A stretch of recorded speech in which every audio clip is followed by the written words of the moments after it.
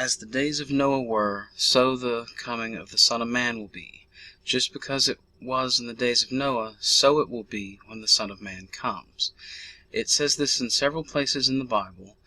It also says this, I believe, in the book of Enoch, and maybe some other books out there as well. So it's telling us there's a definite correlation between before the flood and at the end, which I believe is today or very soon. So let's look at a part of that maybe has a correlation. I think the fruit on the tree of knowledge. God says that if you ingest the fruit, you will surely die. Well, there's another part of the Bible that also says the same thing, that if you take the mark of the beast, or the number of his name, the number 666, if you put that on your right hand or on your forehead, then you'll die. It's very clear about that if you take the mark, that you will not enter the kingdom of God. So you've got both of these things. God says if you ingest, you'll surely die.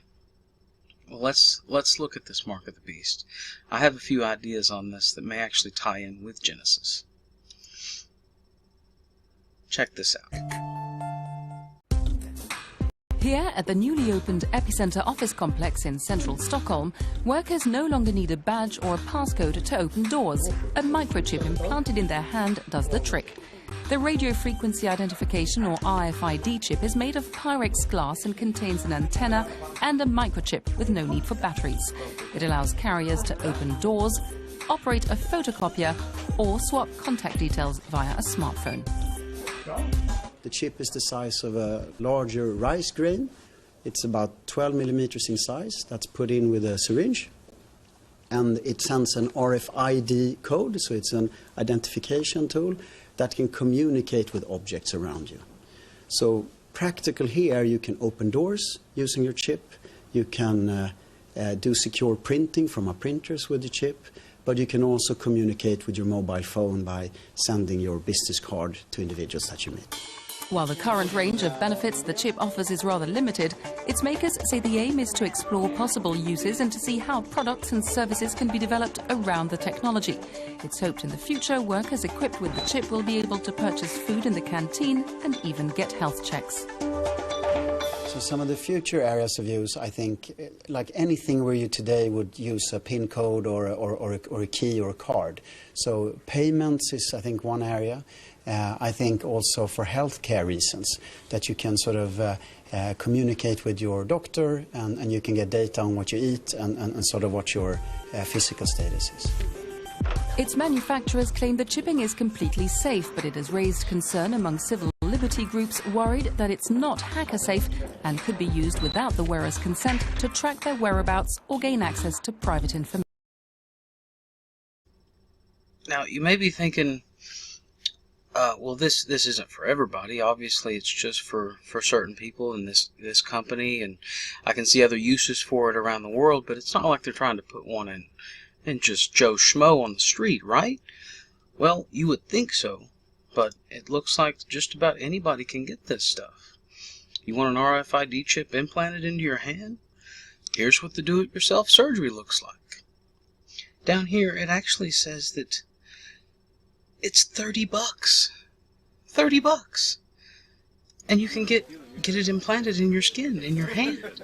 So basically we're going to look that's on the cheap. a place right in. I have a feeling, eventually, somebody's going to come along and market this mark of the beast. And I think that somebody is possibly the Apple Corporation.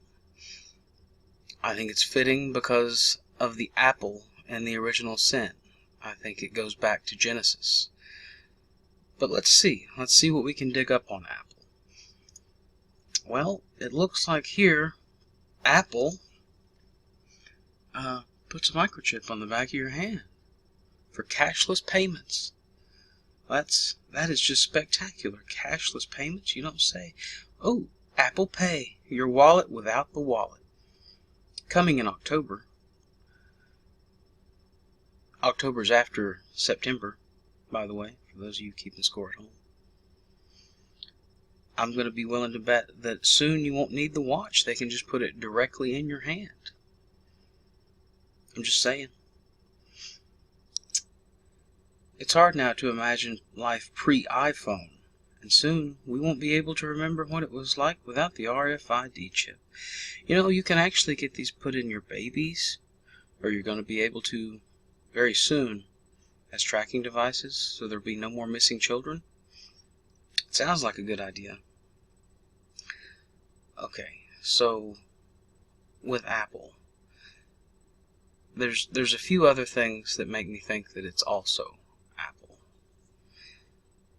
One being that they themselves has marketed their product, Apple, after Adam and Eve and the Garden of Eden and the snake. This is an ad from the 70s, from Apple. So they're making the connection also. I have one more thing to show you. The very first Apple computer that was ever made, the Apple I. When it came out, it cost $666.